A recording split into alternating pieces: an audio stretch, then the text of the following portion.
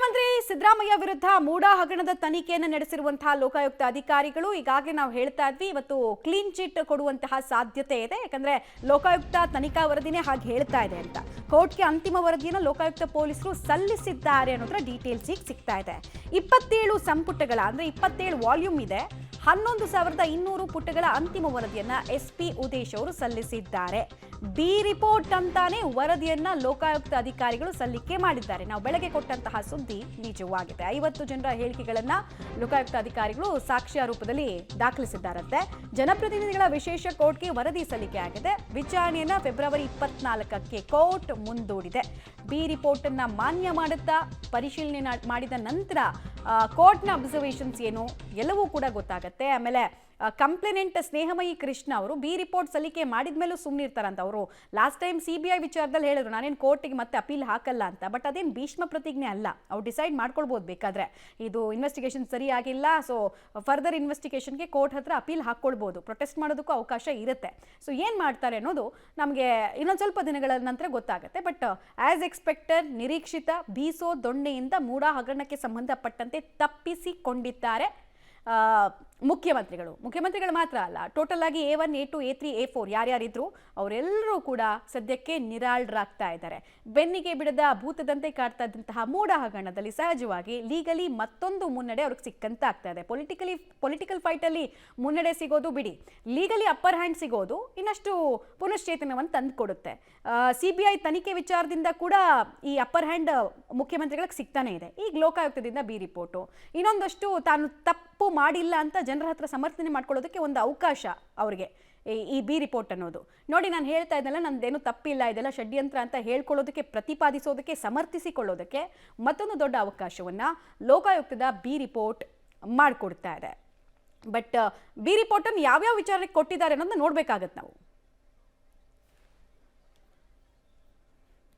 ಮೂಡಾ ಕೇಸ್ನಲ್ಲಿ CM ಸಿದ್ದರಾಮಯ್ಯ ಅವರಿಗೆ clean chit ಸಿಗ್ತಾ ಇದ್ದ ಬೆನ್ನಲ್ಲೇ ಕ್ಲೀನ್ ಚಿಟ್ ಅನ್ನ ಸಂಪುಟದ ಸಚಿವರು ಮುಕ್ತ ಮನಸ್ಸಿನಿಂದ ಧಾರಾಳವಾಗಿ ಸ್ವಾಗತಿಸಿದ್ದಾರೆ. ಕೆಲವರಿಗೆಲ್ಲ ಖುಷಿ ತಂದಿದೆ ಅದು.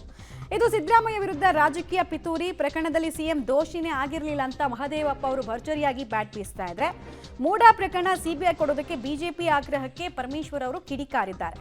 CBIಗೆ ಕೊಡುವಂತ ಅಗತ್ಯ ಇಲ್ಲ ಅಂತ ಕೋರ್ಟೇ ಹೇಳಿದೆಯಲ್ಲ, ಬಿಜೆಪಿಯವರು ಬೇಕಿದ್ರೆ ಕೋರ್ಟ್ ಮುಂದೆ ಹೋಗ್ಲಿ ಅಂತ ಹೇಳಿದ್ದಾರೆ. ಒಟ್ಟಿನಲ್ಲಿ ಎಲ್ಲರೂ ಕೂಡ ಆಕ್ಟಿವ್ ಆಗಿ ಮುಖ್ಯಮಂತ್ರಿಗಳ ಬೆನ್ನಿಗೆ ನಿಲ್ತಾ ಡಿಫೆನ್ಸ್ ಮಾಡ್ಕೊಳ್ತಾ ಇವತ್ತಿನ ಲೋಕಾಯುಕ್ತ ರಿಪೋರ್ಟ್ ಅನ್ನು ಸ್ವಾಗತಿಸ್ತಾ ಇದ್ದಾರೆ.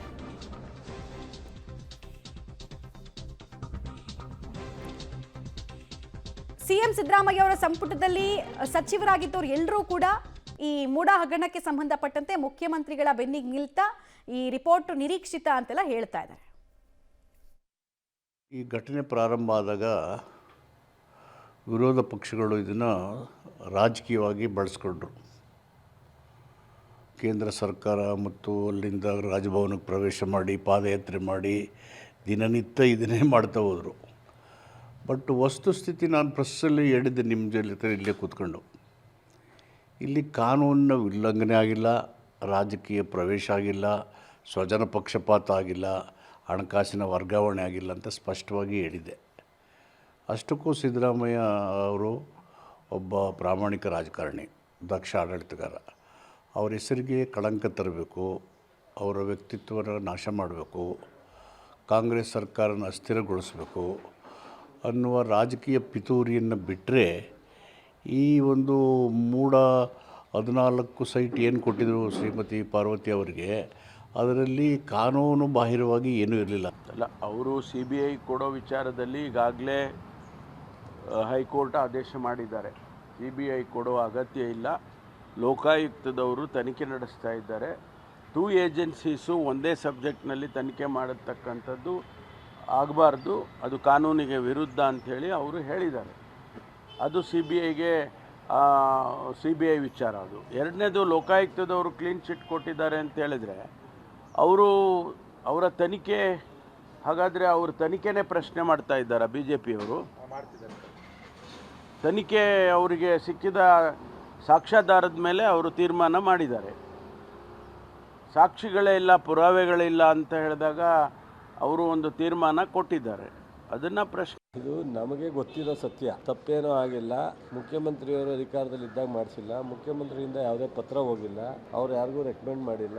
ಯೂಶುವಲ್ ಕೋರ್ಸಲ್ಲಿ ಅವ್ರಿಗೆ ಆಸ್ತಿನ ಪರ್ಯಾಯವಾಗಿ ಕೊಡುವಂಥದ್ದು ಹಲವಾರು ಜನಕ್ಕೆ ಕೊಟ್ಟವ್ರೆ, ಅದರಂತೆ ಇವ್ರಿಗೂ ಕೊಟ್ಬಿಟ್ಟಿದ್ದಾರೆ. ಬೇರೆಯವ್ರಿಗೆಲ್ಲ ಕೊಟ್ಟಿರೋದನ್ನ ಇವ್ರಿಗೆ ಕೊಟ್ಟಿಲ್ಲ ಅಂದರೆ ತಪ್ಪಾಗುತ್ತೆ ಅನ್ನೋ ಕಾರಣಕ್ಕೆ ಅವ್ರು ಕೊಟ್ಟಿದ್ದಾರೆ. ಇದು ತಪ್ಪಾಗಿರೋದು BJPಯ ಸರ್ಕಾರದಲ್ಲಿ, BJPಯ ನಾಮಿನೇಟೆಡ್ ಮಾಡಿರೋ ಅಧ್ಯಕ್ಷರ ಕಾಲದಲ್ಲಿ ಆಗಿರೋದು.